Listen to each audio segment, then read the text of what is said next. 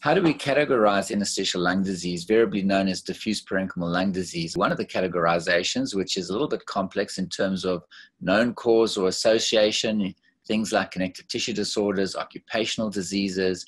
We have the broad group of idiopathic interstitial pneumonias. We have the granulomatous diseases, and then we have other unique entities that are typically more rare, such as pulmonary alveolar proteinosis, lymphangiomyomatosis, and pulmonary Langerhans cell granulomatosis, all quite a mouthful.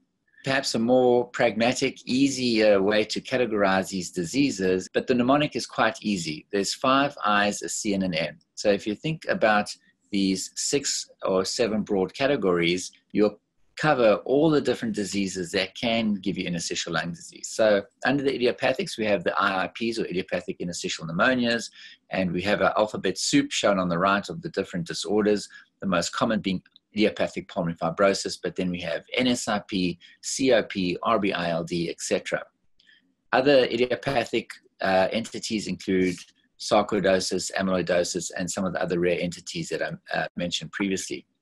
Under the next I, which are the immunologics, we have the various connective tissue disorders. The third I is the inhalational disorders, things like hypersensitivity pneumonitis, and then inorganic materials that might be inhaled, resulting in conditions like asbestosis or silicosis.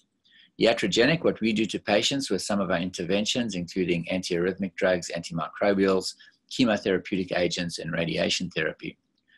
The fifth I are infections. This is usually quite evident clinically. Patients will present with infectious symptoms, but certainly viral infections, fungal infections can give you diffuse parenchymal changes that might mimic interstitial lung disease.